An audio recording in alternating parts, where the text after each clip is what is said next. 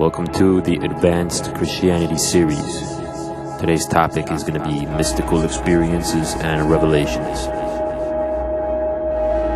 Well, let's take me for an example here.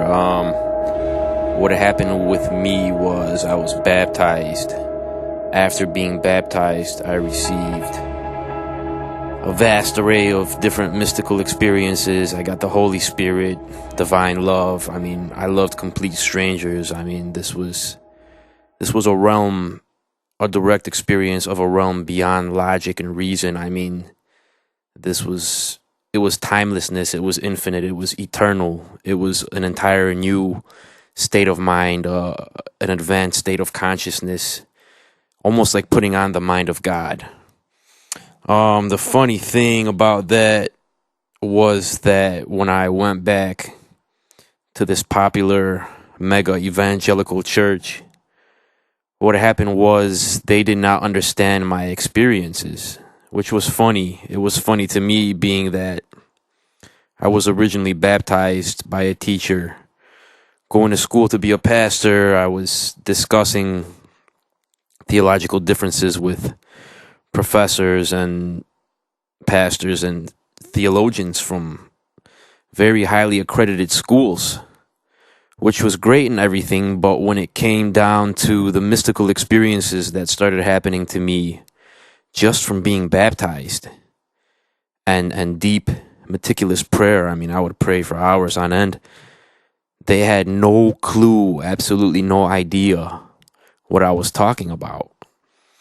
We're talking about now that there's a huge, vast chasm between using logic and reason with studying the Bible and with the direct experiences that come from Christianity itself. Take, for example, the disciples, the 12 disciples, or 11, or what have you. Let's take them for an example. Christ had to speak with them in parables, basically dumbing it down to them because they could not understand what he was speaking about. He was speaking about an advanced spiritual level that he was operating from. And it wasn't until they themselves got the Holy Spirit that they could perform miracles, speak in tongues, operate on a somewhat similar level to what Christ was operating on. And we see him even experiencing on the Mount of Transfiguration supernatural beings and seeing things, and just operating on a whole entire new level, a consciousness in a realm that the people of the day weren't used to. And we even have two different kinds of teachings within the church, and that's milk and meat.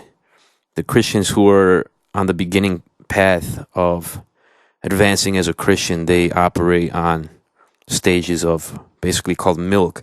Who is Christ? What does justice mean? What does love mean? Who is God? What is logic? What is reason? All these questions just to figure out basically the mechanics behind Christianity. But the meat is the direct experience of God. This is something that it's mystical in nature. It is beyond words. It's undefinable. God is beyond words, beyond logic, beyond reason. And to have this experience means that you go beyond what most people are operating on. You are experiencing a realm beyond anything that can even be defined. Now, what comes with that? What comes with that is you try to explain to somebody that you have just experienced a transcendent realm. They will have no clue what you were talking about. They will look at you dumbfounded. The only people that can understand you is similar individuals who have also had exactly the same or perpendicular experiences on the mystical nature of Christ and God and divine realms that you yourself had. Now, we have to also keep in mind the word mystical. You use the word mystical in the church, automatically you are looked at, scoffed at. Oh, what are you talking about, mystical? What does that mean? What does that word mean? What are the connotations behind this word? Things that people don't understand, they tend to, especially in Christianity, they tend to automatically assume, label, and judge, and approach it with a very evil eye, I guess you could say. Mystical is basically mysterious. It's beyond words. Mysticism is the study of union with God. It's the study of God himself, the direct experiences of God. And that's basically what we are talking about here. To become a Christian means to experience God, to be like Christ, to undergo Christhood. And Jesus said, I and the Father am one. He also said later on, I believe it was John 17, that he prays that we can all be one as he and the Father are one. Now, this is very, very important. I will clue you in. I will discuss a whole nother chapter about the oneness of Jesus and the Father in a different post. But granted, what I want to say is that mystical experiences are just part of being a spiritual person, specifically a Christian. You are called to have mystical experiences. They're going to happen to you eventually. Whether it's dreams, illumination, thine eye be single, thy whole body be filled of light. Whether it's direct experiences of God, whether it's premonitions, whether it's the gifts of the Spirit, whether it's the Holy Spirit, him, herself. I mean, eventually you're going to have these mystical experiences. And they're specifically there. You're supposed to get them. They're specifically designed to help you go beyond your limited self-esteem issues and your negativity and your, this is your specific subjective proof that there is an afterlife, that there is a God, that for you not to have to fear death, physical death, you are not to fear it. This is what it is all about. The mystical experience brings you on a higher realm that allows you to disconnect from the lower ways of thinking, the lower nature of operating, the carnal mind, the Adamic mind. The carnal mind operates on the level of the world. It is worldly.